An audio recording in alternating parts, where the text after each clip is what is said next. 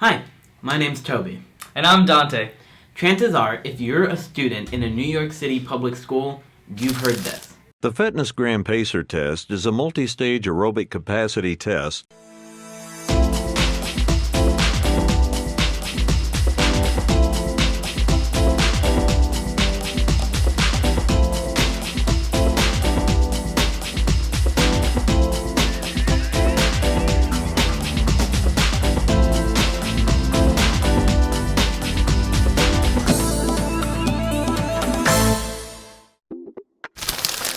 The Fitnessgram is an annual mandate of school districts across the country and around the world which measures the fitness of elementary, middle, and high school students. At the beginning of each school year, students complete tests involving sit-ups, push-ups, curl-ups, trunk lifts, sit and reaches, and most famous of all, the pacer. While most of these tests are self-explanatory, the pacer test is unique to the Fitnessgram and involves running back and forth across a gym at a constantly increasing pace, running as long as possible until you can't make it across before the signal. The scores from all these tests are combined and sent home in the form of a fitness report card. Since the Fitnessgram is mandated and often, well, hated, it has become an icon in the culture of schools which complete it. Tons of memes have been made, as well as edits of the instruction tapes, and students from around the world have memorized the instructions for the pacer test. The Fitnessgram Pacer test is a multi-stage aerobic capacity test that progressively gets more difficult as it continues. On your mark, get ready, start. And then some weird music. I don't remember it being very accurate, but I do have fun memories of it.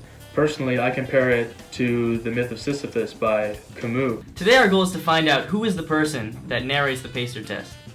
Dante and I sat down and got to work. We did our best to find out who the voice could be, but after hours of searching, all we had found were some rumors and dead ends.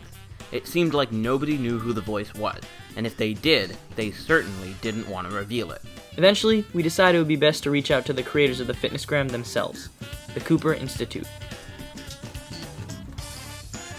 Done. Boom, skid, douche. Alright, we'll send this email and see what they respond. Sounds good. So we just received the holy grail, the email that every filmmaker wants to read. The email that ends all emails, one which says that they are interested in it. Yes, so apparently the higher-ups of the higher-ups want to collaborate with us on this. So we're going to try to get the inside scoop on what's going on at the Cooper Institute. Dante and I were ecstatic.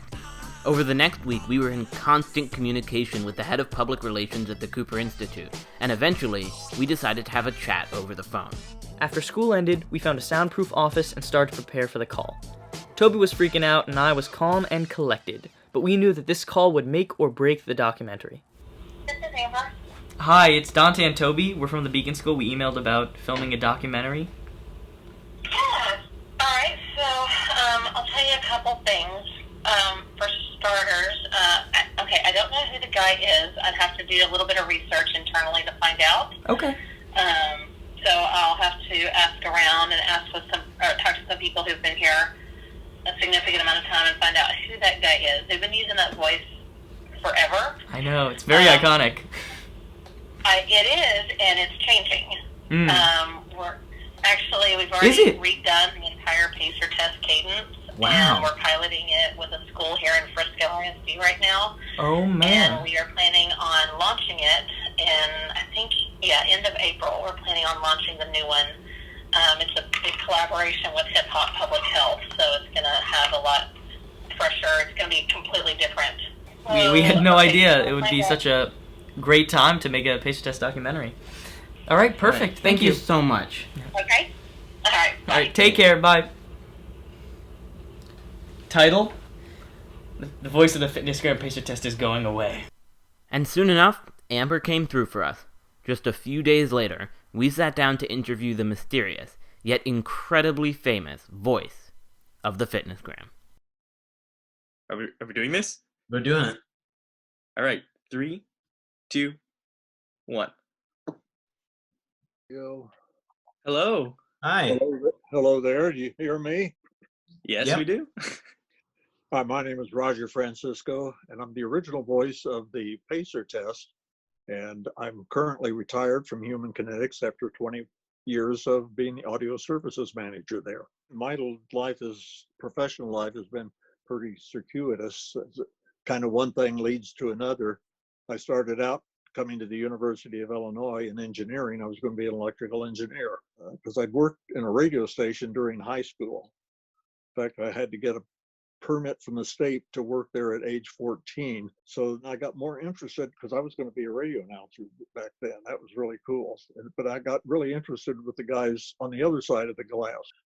As I came to the University of Illinois, I got to hook up with a fellow I'd worked with at the radio station, had transferred over to the university PBS station. And so I got a job running audio there for their programming. Somebody said, well, could you record some radio commercials? Well, sure, I guess so. I could do that and bring some people in. And then I just started doing, well, I'll go ahead and read some of this stuff. So I started recording lots of commercials, and because I had the studio, well, you could record a jingle. Okay, we can do that. Human Kinetics became our number one client. That was our highest grossing client. So for about 5 years, 6 years, we were doing that. And Rainer Martin, who's the founder and owner of it, kept wanting us, well, why don't you guys come over here? He said, well, how much do you want? Wrote down that, okay.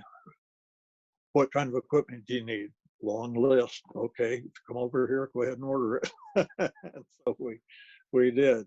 With Human Kinetics, it was just a pacer test, and it was just, I did that, and then it was out there. And then a couple of years ago, somebody put me on, and I'd never even looked about it. Hey, man, you're all over the internet. What are you talking about? So, haven't you seen the memes for the pacer test? What's a meme? I started looking at those, and it's amazing how many of those things are on there. Mostly the SpongeBob SquarePants. I didn't really realize the impact until somebody told me to look at the memes. You know, it's a project I did back then, put it together, and then went on to the next ones. And I knew that, you know, my grandkids had run in, oh yeah, we had to do this at school. And as I mentioned, the other kids not believing my grandkids that was their grandpa reading the pacer test. But no, I have not tried to do the pacer test. I would have to slow it way down. The Fitnessgram pacer test is a multi-stage aerobic capacity test that progressively gets more difficult as it continues. The 20-meter pacer test will begin in 30 seconds. Line up at the start. The running speed starts slowly but gets faster each minute after you hear this signal. A single lap should be completed each time you hear this sound. Remember to run in a straight line and run as long as possible. The second time you fail to complete a lap before the sound, your test is over. The test will begin on the word start. On your mark, get ready, start. Shivers. Yes! Oh my God, that was so exciting. I'm sorry if you're traumatized by the test. If I was just doing a job reading, it's not my fault.